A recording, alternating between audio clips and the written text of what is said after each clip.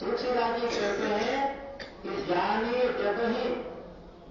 जब ही जानना चाहिए क्या कि जीव जब जागा कि हाँ अब जीव जागृत हो गया। तो कैसे जानना जाए?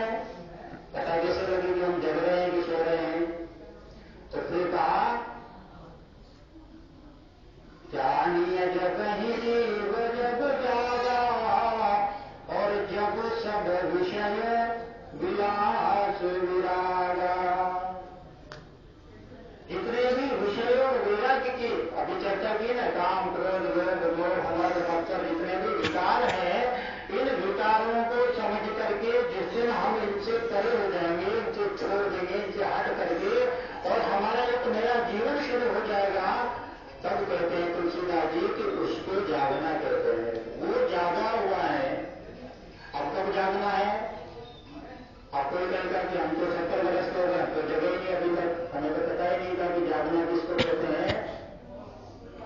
उनके लिए भी कहा गया है जानिए जब ही जीव जब जाग, जब समझ में आ जाए। तो ऐसे ऐसे उदाहरण भी हमारे शास्त्रों में संतमैन कहते हैं कि किसी को 50 वर्ष में समझ में आती है, किसी को 10 साल में समझ में आ जाती है। और हमारे भक्त गुरु जैसे बालक, छोटे छोटे बालक हैं, उनको तो 5 वर्ष में समझ में आ गया कि संसार क्या है, संसार कैसा है। तो संसार को चक्र के समान है, गोल है, इसमें दरवाजे आएंगे, सौभाग्य का दरवाजा भी आएगा। अब हम जब दरवाजा आता है तो हम हाथ बंद कर लेते हैं और सो जाते हैं, मौन निद्रा में पड़े रहते हैं और दरवाजा निकल जाता है। फिर हम भगवान के मंदिर में आते हैं, हाथ जोड़ करके भगवान की प्रार्थना करते हैं, हे भगवान आपने तो हमारे साथ बहुत बुरा किया, सारे दुखों का पहाड़ हमको दे दिया। भगवान कहेंगे मैंने तुमको सत्संग दिया था, मैंने तुमको शंकर का संग दिया था, मैंने तुमको अच्छे अच्छे अवसर प्रदान किए थे, उस समय तो तुम अपनी हेगड़ी में सो रहे थे।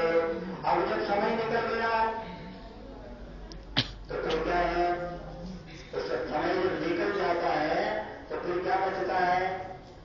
क्या बचता है? तो पछतावा बचता है। तो समय को समय से पहले पकड़ना पड़ता है। समय आगे से, समय के आगे बाल होते हैं, पीछे से गंजा होता है। जैसे मेरे बाल है ना, तो मेरे पीछे बाल है, तो मेरा उल्टा। अगर आप समय की उल्टी को देखेंगे तो मेरा ठीक उल्टा करो, तो समय पीछे से गंजा होता है, आगे बाल होता है। तो समय को आगे से पकड़ना पड़ता है। समय जब चला जाता है तो फिर उसके पीछे भागोगे तो हाथ में नहीं आएगा।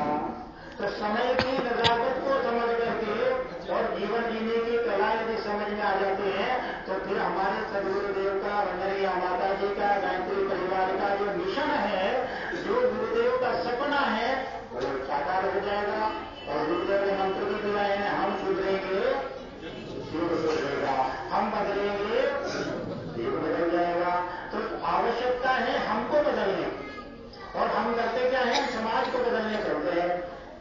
उसको बदल देंगे, उसको बदल देंगे, उसको ठीक कर देंगे, उसको देख लेंगे, ये कर देंगे, वो कर देंगे, और इसी में जीवन चला जाता है। और फिर एक समय आता है कि अवसर आता है, हम सोचते हैं